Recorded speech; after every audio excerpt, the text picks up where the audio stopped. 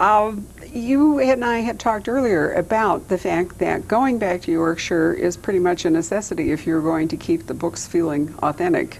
You have to keep up the lingo, you have to sort of keep up with the changes in the landscape. What sorts of things do you look for when you go back? Mostly it's, you know, what people are interested in, what people are talking about, eavesdrop on conversations in pubs. And now, of course, I'm fortunate having a place there. We've got to know some people, so we can have dinner and listen to the local gossip. You know, because you can't really get that from newspapers and third hand. You sort of have to be there.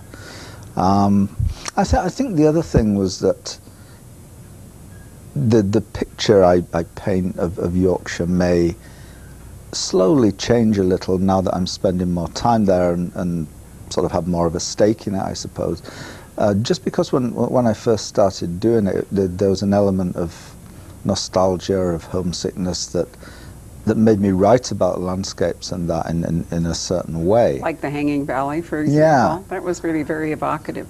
Yeah, and I think that may change, and not that I won't try to evoke the place, but that I, you know, might even evoke it a bit more realistically rather than through rose-coloured glasses. I don't know, but I think that some of the barriers are coming down between me and the landscape that I write about.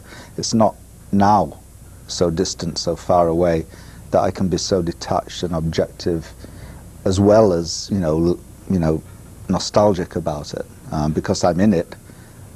My perceptions change, and I'm not quite sure how that's going to work itself out yet. But I think you can even see it a little bit in Friend of the Devil, maybe even more so in the next one. Have they gotten a little more urban?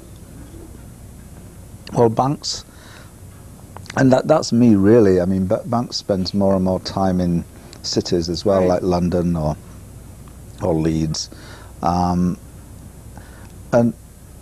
I always wanted, when I started the series, to have the best of both worlds. You know, I wanted to be able to do that little village thing, but I also didn't want to be stuck with it forever.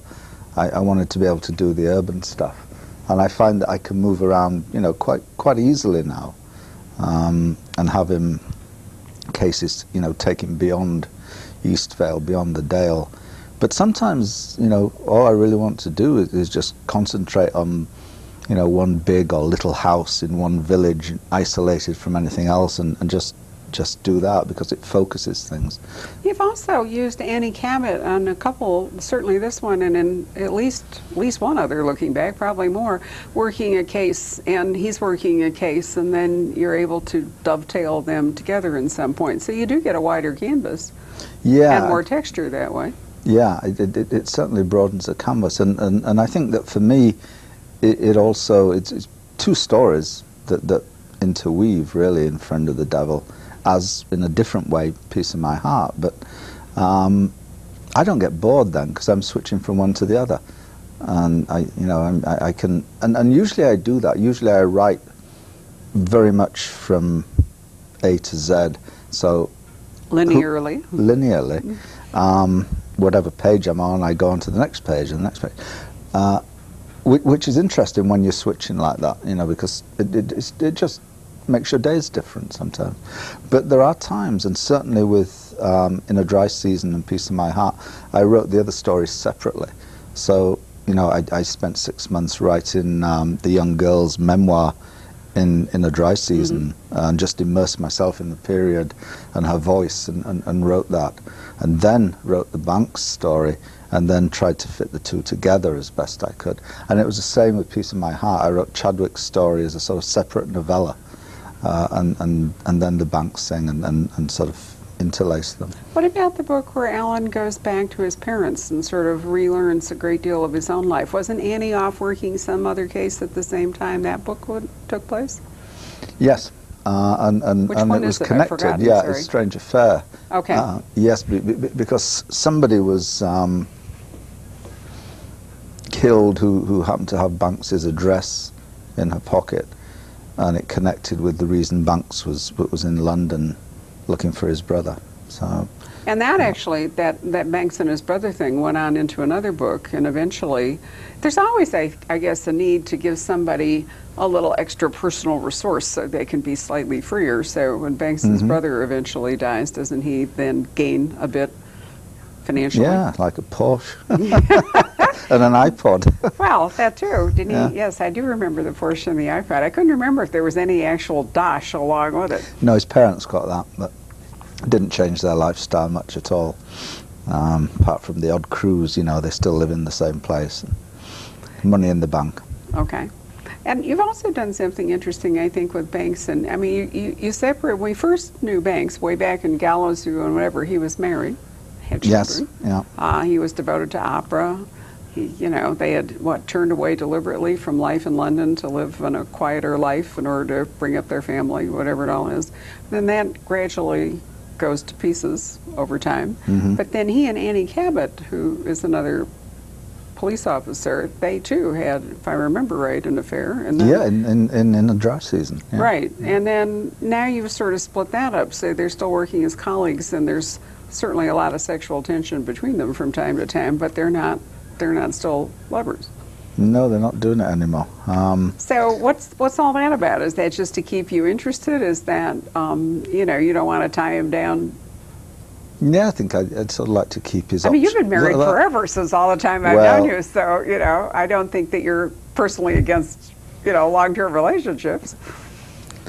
No. But I want, it's fiction. I want to keep his options open, and I think, you know, the thing in the series was that people expected, because Banks was attracted to women and had a roving eye, that he would be the one to do something and had opportunities. But he wasn't. It was actually his wife sort of ran off with someone else, and, you know, one always likes to do something, the unexpected, to do things in a way people won't expect it.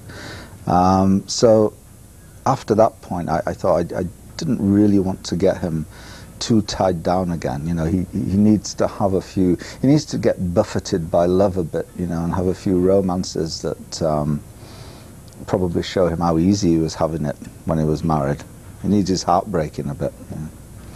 How, if you aged him in real time?